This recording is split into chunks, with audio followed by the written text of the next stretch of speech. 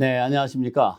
오늘은 지난 8월 4일 SBA에서 PPP 융자 탕감 신청과 관련돼서 잦은 질문에 대한 답변을 공지한 내용 중에서 non-payroll cost, 그러니까 페이롤 코스트가 아닌 비용에 대해서 공지한 내용을 여러분과 함께 공유하도록 하겠습니다. 우선 첫 번째 질문은요. non-payroll cost가 탕감 기간 전에 발생했지만 탕감 기간에 지급된 경우 탕감되나?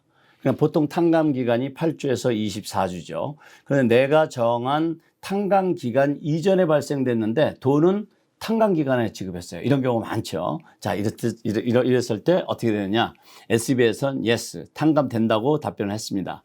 SBA에서 제공한 예를 같이 한번 이해해 보겠습니다. 우선 탕감 기간은 24주로 4월 20일부터 10월 4일이다. 그리고 5월 4일, 4월 달에 유틸리티 비를 받았어요. 보통 이렇게 받게 되겠죠. 그리고 5월 8일 이 비용을 지출했습니다. 그러면 탕감 기간은 4월 20일부터 10월 4일이니까 4월 19일까지는 탕감 기간에 속하지 않지만 지출이 탕감 기간에 이루어졌기 때문에 탕감 금액에 포함이 되기 때문에 이것은 탕감이 되겠습니다.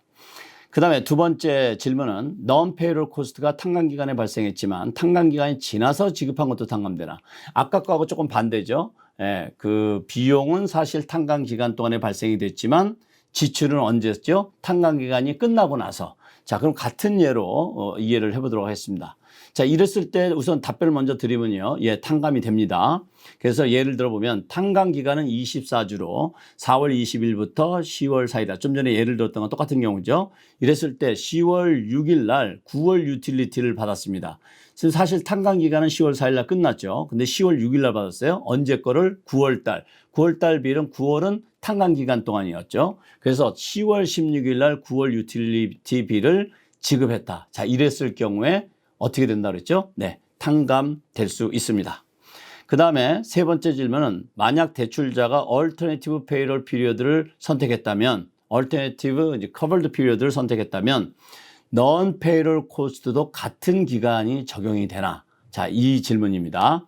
대답은 아닙니다. No. 왜냐하면 non-payroll cost는 covered period를 적용해야 되기 때문입니다.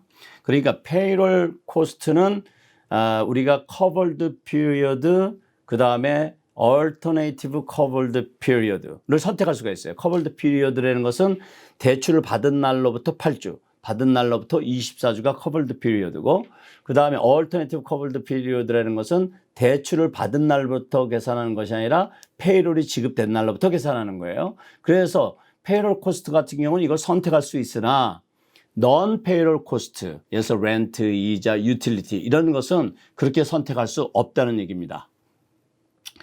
비담보 융자에 대한 이자 비용도 탕감받을 수 있나?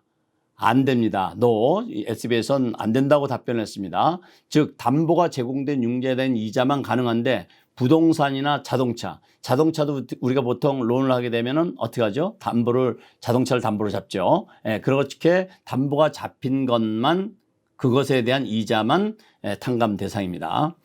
그 다음에 다섯 번째 질문은 2020년 2월 15일 이전에 취득했지만 최근에 리즈 갱신 또는 재융자 등의 조치가 있었을 경우에 탕감받을 수 있나? 네, 이것도 가능합니다. 즉 2020년 2월 15일 이전에 자동차 리즈를 하고 있었다고 가정하겠습니다.